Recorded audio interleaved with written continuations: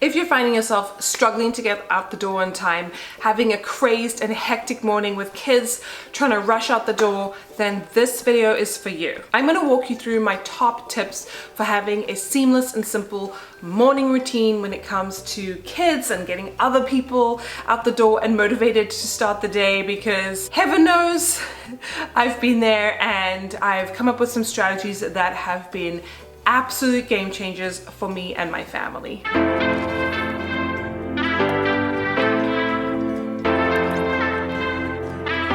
If you're new here, hello, my name is Julie. I'm an occupational therapist, a mom of 2 little ones. I'm pregnant with my 3rd one, which means life is just gonna get 10 times more chaotic after this baby is born, and I need solid strategies to get my 2 older kids out to school, out the door on time. Don't forget to go ahead and subscribe, click the notification bell, give this video a big thumbs up if you like videos all about personal development, here to improve your life, to help you live a more simple, minimalist, intentional life as a mom and a parent and a person.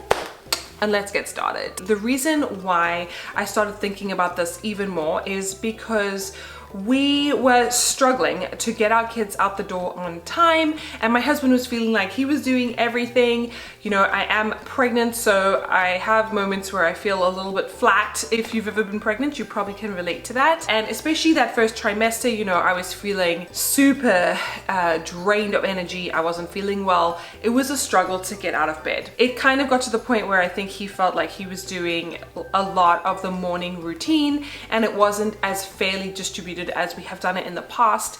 And it got me thinking, like, how can I contribute more and streamline this process? So I've really put in some new techniques and ideas and tips that have literally changed the way our mornings are, you know.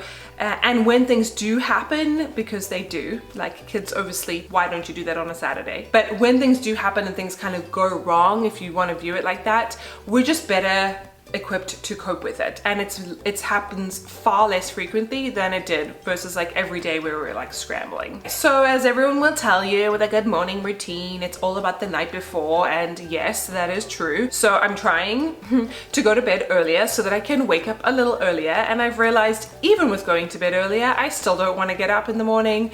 So there's that, but it is better, and over time it is easier for me to get up earlier if I consistently go to bed a little bit more early. What I've been doing is I recommend that you wake up at least an hour before you plan to leave your home. More if possible. Like if you really want to take your time and not feel rushed, 2 hours, even more. But my daughter has to be at school. She has to actually be at school by 8:15 in the morning. And pre-kids, like, yeah, that's fine. People are in the office way before that. But trying to motivate a 3-year-old when she doesn't want to get dressed or eat breakfast, or she sleeps in because she hasn't napped, or whatever it is, you know, it's very challenging. As I said, the first thing really starts the night before, going to bed a bit earlier. But more than that is prepping as much as you can in order to make the mornings a little less stressful. So the first thing that I did, and I've done this in the past, but I was kind of slacking, to be honest, is I made up breakfast for everybody for the week. So the easiest for us is to do oatmeal with different toppings and things, but I basically took 5 mason jars for the week and I filled it up with oats, bananas, a date, some cinnamon, a little bit of salt, some flax seeds, hemp seeds, however you want to do it.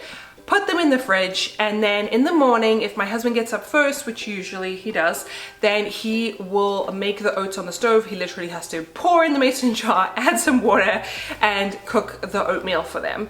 And then because that takes a bit of time, because you need to cook it and then it needs to cool. I know it's not like the quickest breakfast, but I feel like it's a healthy, nutritious, balanced breakfast. It's real food versus like cereal. It's just fluff and air, but I mean, fine, people have it for breakfast, but I don't feel like it's enough to sustain children. And if at least they've had like a fairly hearty breakfast, like life's gonna go better for them that day. One thing that I will say that I do, and call me boring or uncreative, but we basically eat the same thing every day, and lunch looks very similar for the kids every day. And I don't really get too many complaints. Sometimes, my son will be like, I don't feel like oats or whatever. We don't have that on the weekend, and sometimes I'll give him, a few bites of oats and then some toast or something if he's asking me, or some fruit. The other day he had a whole avocado for breakfast, so it's not like I'm totally rigid, okay? I make that base breakfast for everybody, and if they don't eat it, I could eat it, or we could save it for something else. Just having the same breakfast and kind of a similar lunch, which I'll get into right now,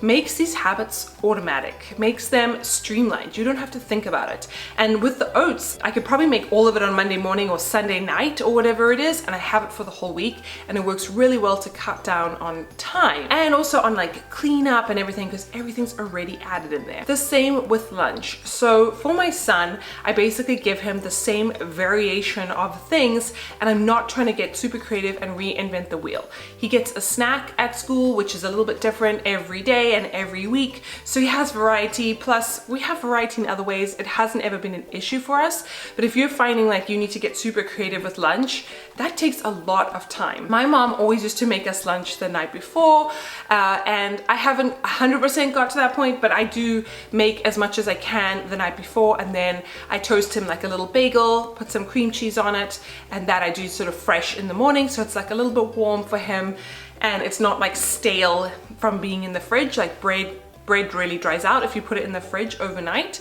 So he has basically some kind of carb, so like a bagel, or some pasta from the night before or whatever.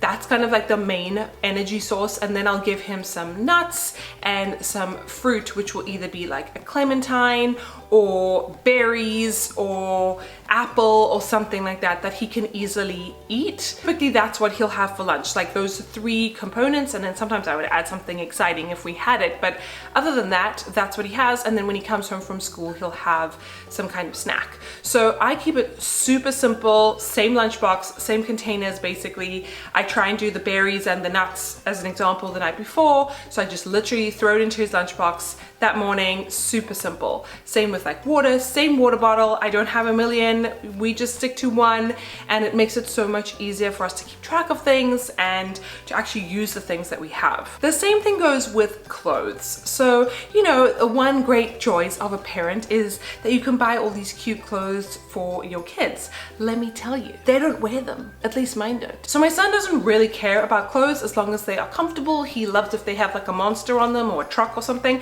but he doesn't really care. So we kind of rotate through the same 3 or 4 pairs of pants for him. We really don't go fancy with him. I think he looks cute, he looks fine, he doesn't complain, he gets dressed. That's all I care about. My daughter, on the other hand, is tricky because she is 3, so I'm hoping she'll grow out of this.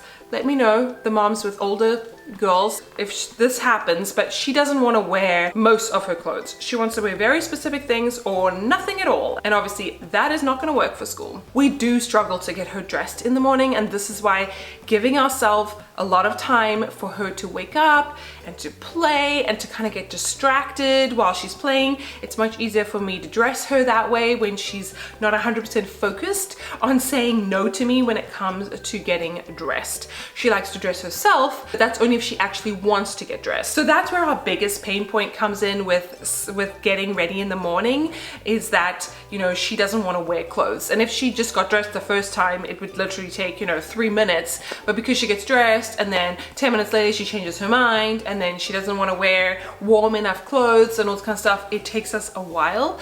And I think that was also causing a lot of frustration between my husband and I in the mornings, because it's not easy. And so by having a more calm, planned out morning routine, we're able to deal with that. Like even today, she woke up super late, and I was like, why can't you do this on a Saturday? But okay, let it go. It is what it is. Sometimes she needs to sleep a little bit more, and I think that's more important. And so I've let that go of, being 100% punctual with a 3-year-old. And I think school understands that. I think other parents understand that. And it was me that was stopping the whole situation. So give yourself some grace. If it doesn't pan out perfectly, that's fine. Don't let it ruin your whole day. Don't let it ruin the rest of the morning. Enjoy the time maybe maybe if, like, for example, I had more time with my son this morning because my daughter was sleeping, and that was really special. So look for the good in all of this stuff, but also set yourself up for success. Another thing I would also say is get yourself dressed, get yourself ready to go. So a way that I motivated myself to get out of bed, because as I said to you, I was sleeping in I wasn't even asleep, but I was just lying in bed way too long, and it was just not enough time for us in the morning, is I will get up, go and have a shower, and then I will get dressed for the day immediately. And this really helps because that means that, you know, if for some reason my husband was going to take the kids to school and then he can't because he has a work thing or something happens, I'm basically ready to go and I can do it.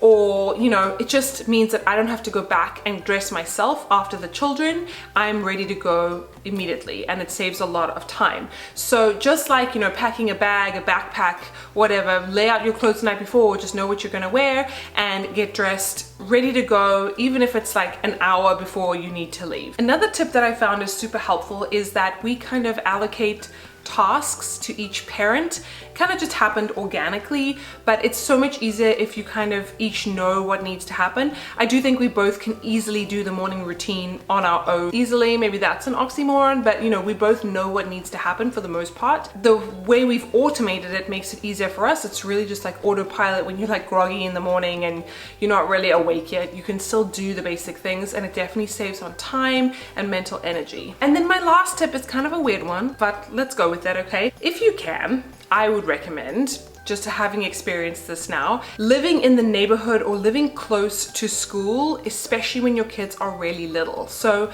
when things do kind of not go according to plan, if you live 10 minutes away or 5 minutes away or whatever it is, whether that's walking or driving, so much easier if the school is in your neighborhood for little kids that are sort of like, I would say 3.5, 4 years old and under. As my son has gotten older now, he's 5.5, he could probably, you know, cope with us living further out for school, needing more time because he's more independent. Hey, he doesn't want to get dressed sometimes either, but he is much more reasonable when it comes to getting dressed. And also having school start a little bit later, which is obviously not in your control, but if you can opt for a school start of say 8:30 or 9 o'clock, it will give you a bit of extra time. So just think of these kinds of things when you're looking for schools or when you're deciding where to live.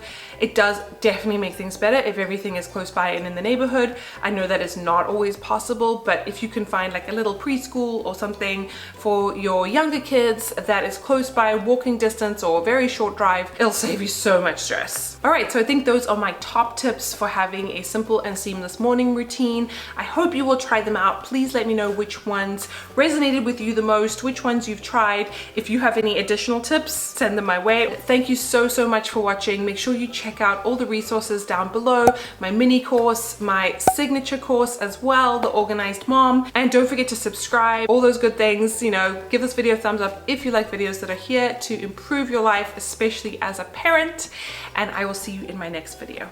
Bye.